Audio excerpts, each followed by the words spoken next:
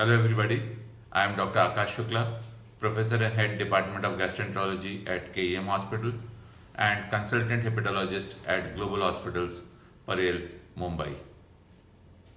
Today we will discuss about autoimmune hepatitis. What is autoimmune hepatitis? Why does it happen? How do we diagnose autoimmune hepatitis? What are the symptoms? And what is the treatment? And what are the complications of this disease? Autoimmune hepatitis is a disease where our own immune cells start damaging the liver.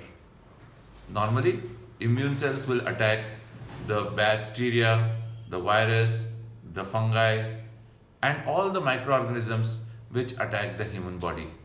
They are our defense cells. Sometimes these defense cells, the immune cells, start reacting against body's own tissue parts. And when these immune cells attack the liver, that is what produces autoimmune hepatitis. Now, why does this happen? Why should immune cells suddenly start attacking its own body parts?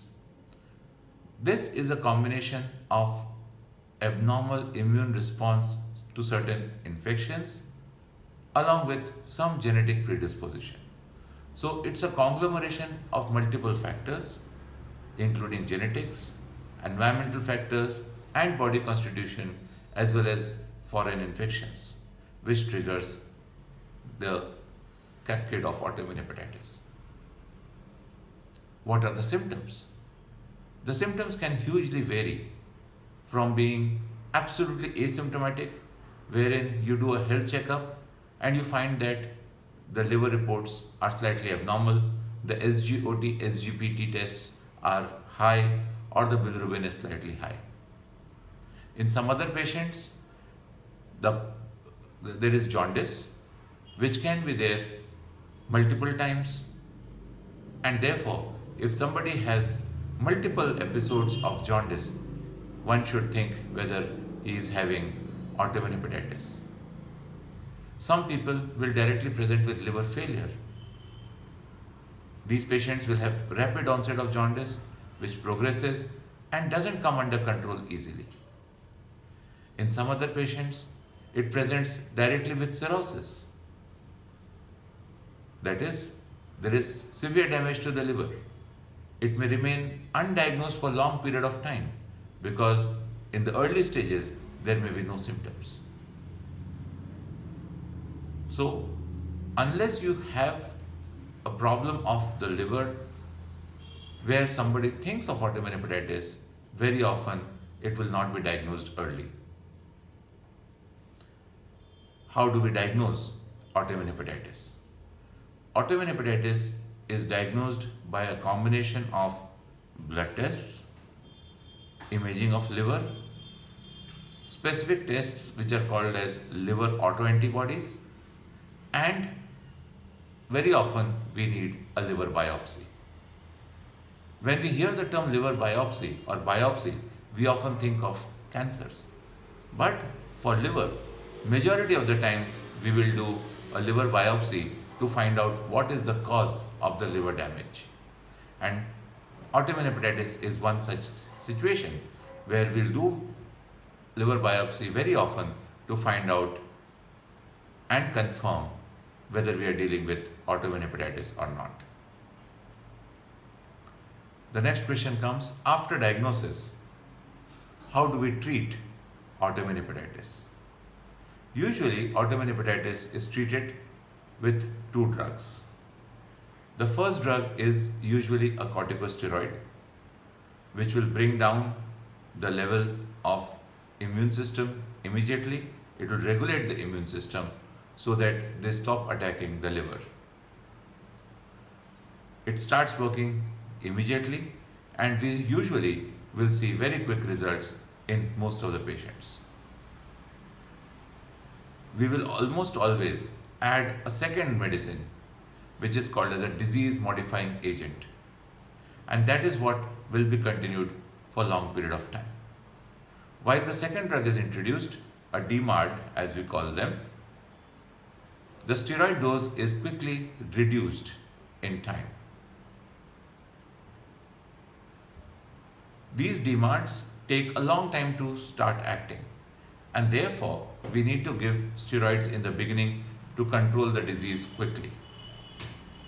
As the DMARDs action sets in, the steroid dose is tapered and we come down to a minimum possible dose of corticosteroid in most of our patients. Very often my patients are worried that steroids are harmful and steroids can have side effects. They are right. None of the medicine is without side effects. And that is why we need to bring down the dose of these corticosteroids as quickly as possible, safely, and come down to the minimum dose that is to be maintained. In addition, we would always monitor for the side effects of these medicines. We will have to monitor for the bone density, we will have to monitor for the sugars, we will have to monitor for cataract and intraocular pressures, we will have to monitor for metabolic parameters like lipid profile, sugars. We have to be extra careful in people who have diabetes because the sugars can go up suddenly. So we need to be careful and watchful for these side effects when we are using these medications, and this is very, very important. In addition, we have to be careful because if you lower the immunity too much, then the body becomes prone to more infections. And therefore, the right dose of the medicines has to be achieved, whereas we can control the disease well, but at the same time, we do not over immunosuppress, thereby ensuring that my patient does not become susceptible to infections more easily than otherwise. Then the next question comes, can there be a patient who does not respond to medicines? The answer is, this happens rarely. Most patients will respond well to medications and they will do well in the long run. But a small subgroup of patients may actually have a very severe disease. And in these patients, we may not be able to salvage the liver. And in those rare patients, we will talk about liver transplant as the option.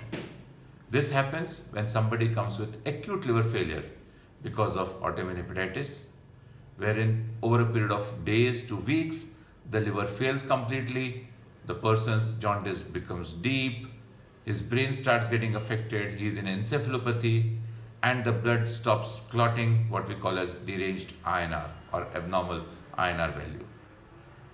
Or the second situation is in patients who have already got advanced cirrhosis. In them, the liver damage may not be controlled or reversed with the use of medications. So in these rare subgroup of patients, transplant may be required. But for majority of the patients, we will be able to control the disease with the help of just simple medicines, which are not expensive, which are relatively cheap. With this treatment, most of our patients are able to live a normal life and carry out all their routine activities.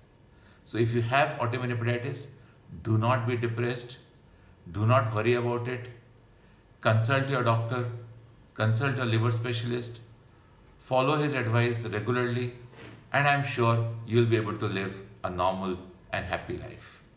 Wish you all the best. Thank you very much.